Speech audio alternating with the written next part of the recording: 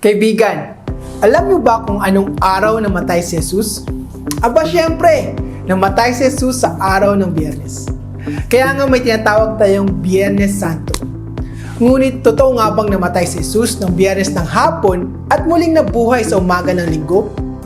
Dahil kung totoo ito, paano natin ito mapapatunayan kung ang sabi naman ni Jesus ay mananatili siya sa libingan ng 3 araw at 3 gabi? Para sa karamihan, ito ay misteryo. Ngunit para sa iyo na nanonood ng aming programa, ang tamang timing ng pagkamatay at pagkabuhay ni Jesus ay hindi kailangang manatiling misteryo. Samahan niyo kami ngayong araw at ating tuklasin ang katotohanan mula sa ating mga Biblia.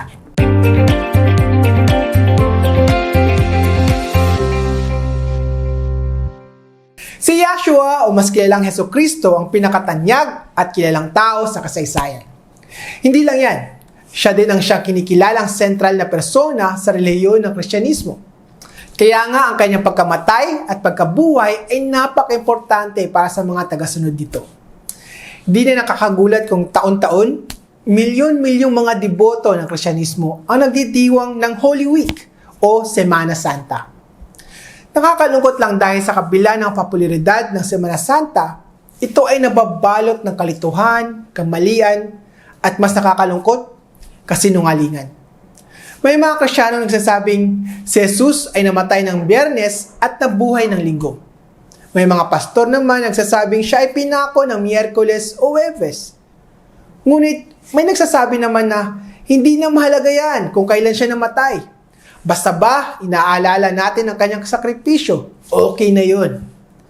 Totoo kaya ito? Kaibigan, sino nga ba ang nagsasabi ng tama?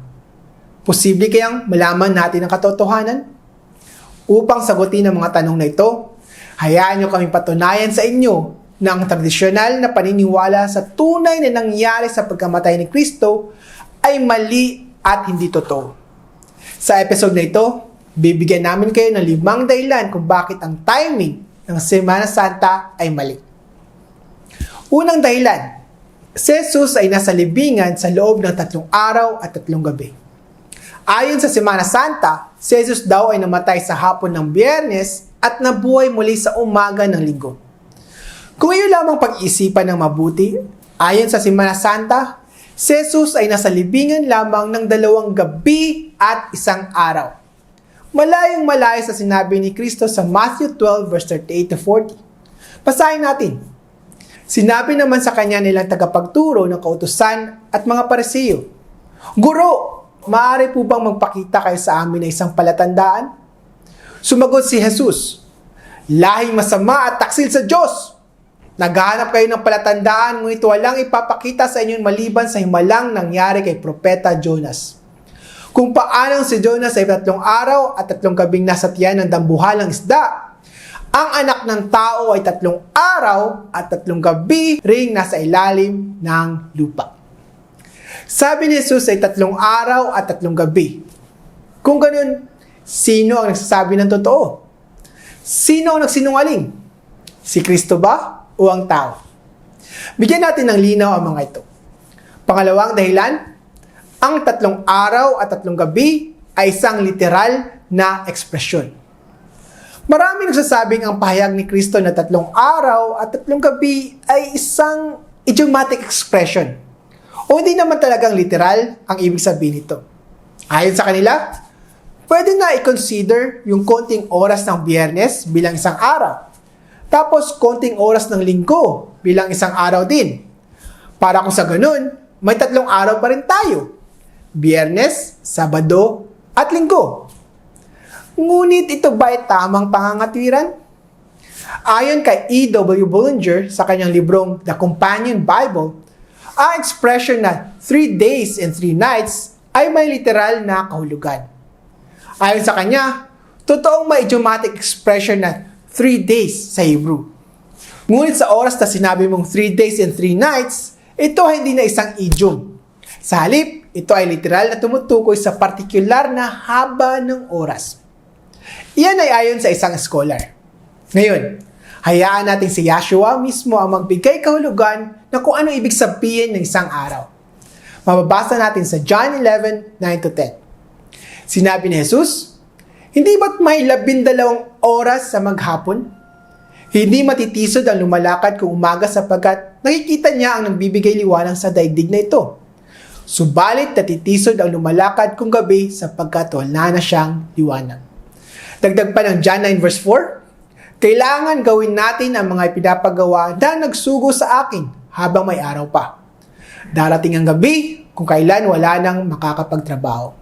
Kung ganun, ayon kay Yahshua, may 12 oras sa araw at 12 oras sa gabi. Kaya sa isang buong araw, may 24 na oras o 24 hours. At sa 3 araw, may 72 oras o 72 hours. Makikita natin ang sabi ni Jesus bilang isang senyales ng kanyang pagiging tagapagligtas ay mananatili siya sa lupa sa loob ng 72 oras or 72 hours. Ngunit makikita natin ang tradisyonal na kwento ng Semana Santa ay kulang.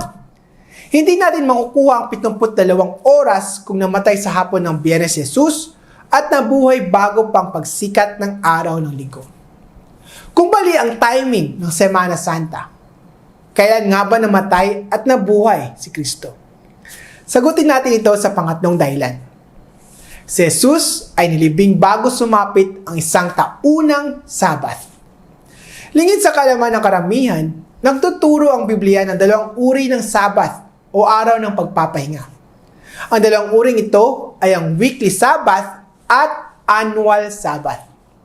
Karamihan, ang alam lang nila ay ang weekly o lingguhang Sabbath o araw ng pagpapahinga. Ang di nila alam ay may annual Sabbath o taunang Sabbath din na mababasa natin sa Leviticus 23. Ang mga annual Sabbaths na ito ay pwedeng mahulog sa anumang araw ng linggo. Isa sa mga annual Sabbath na nabanggit sa Biblia ay ang Days of Unleavened Bread o Pista ng Tinapay. Nung namatay si Jesus, ang unang araw ng Days of Unleavened Bread ay nahulog sa Huwebes. Ang araw bago mag-Days of Unleavened Bread ay Miyerkules, kung saan ito ay naging preparation day o araw ng paghahanda para sa Days of Unleavened Bread. Mababasa natin sa John 19 verse 31. Noong araw ng paghahanda at ayaw ng mga Hudyo na manatili sa krus ang mga bangkay hanggang sa araw ng pamamahinga. Dahil natatangi ang araw na iyon ng pamamahinga. Kaya't hiniling nila kay Pilato na ipabali ang mga binti ng mga pinako sa krus at alisin ang mga bangkay. Kung iyong babasahin sa English translation, ang mga katagang dahil natatangi ang araw na iyon ng pamamahinga, ito ay for that Sabbath was a high day. Ang Sabbath na iyon ay tinuturo yung na high day. Ibig sabihin, hindi ito ang ordinaryong weekly Sabbath. Sa halip, ito ay isang annual Sabbath. Ano ang annual Sabbath na ito? Mababasa natin sa Leviticus 23, 6-7. Kinabukasan ay pista ng tinapay na walang pampaalsa. 7 araw kayong kakain ng tinapay na walang pampaalsa. Sa unang araw, magkakaroon kayo ng banal na pagtitipon. Huwag kayong magtatrabaho.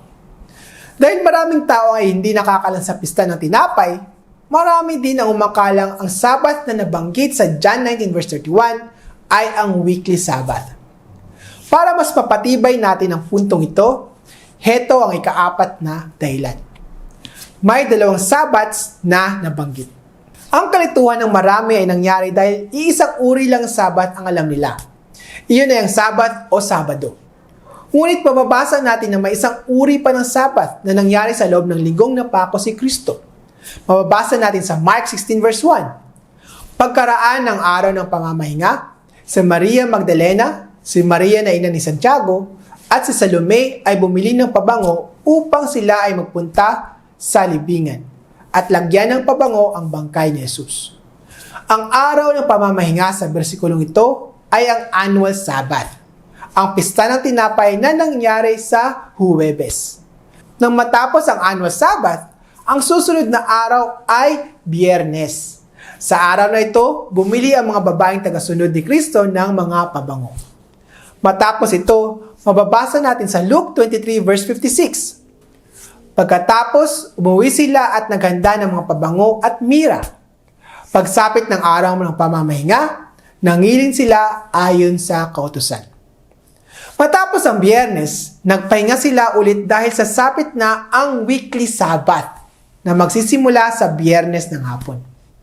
Mababasa din natin sa Matthew 28 verse 1. Makaraan ang araw ng pamamahinga, sa pagbubukang liwayway ng unang araw ng linggo, pumunta si Maria Magdalena at ang isa pang Maria sa libingan ni Jesus upang tignan ito. Kung iyong susuriin ang Greek word ng araw ng pamamahinga sa bersikulong ito, makikita mong ito ay nakasulat sa plural form. Ibig sabihin, nagsasabi itong hindi lang iisang Sabat ang nangyari sa linggong iyon. Ito ay isang patunay na higit sa isang Sabat ang meron sa panahon na namatay si Kristo. Ikalimang dahilan, si Kristo ay namatay ng Miyerkules at nabuhay ng Sabado. Kung ating pag-aaralan ng kasaysayan, ang Biyernes Santo at Linggo ng Pagkabuhay ay parehong hindi tugma sa mga paniniwala ng mga apostoles at mga Kristiyano noong 1st century. Sa katunayan, ayon kay James A. Walter, sa 1958 article na sinulat niya na pinamagatang The Chronology of Passion Week, maraming mga Catholic writers ang nagsasabing si Jesus ay nag-observe ng Passover Martes ng gabi. Ibig sabihin, hindi siya maaaring namatay ng Biyernes. Mababasa natin sagot kung kailan ba talaga namatay si Jesus sa Daniel 9 verse 27. Ang haring ito'y gagawa ng isang matibay na kasunduan sa maraming tao sa loob ng isang linggo. Pagkaraan ng kalahating linggo, papatigilin niya ang paghahandog. Ilalagay niya sa itaas ng templo ang kasuklam-suklam na kalapastanganan. Mananatili ito roon hanggang sa wakasan ng Diyos ang naglagay nito. Sa English translation, mababasa natin na, in the middle of the week, he shall bring an end to sacrifice and offering. Ano ba ang middle of the week? Tama, ito ang Wednesday o Miyerkules.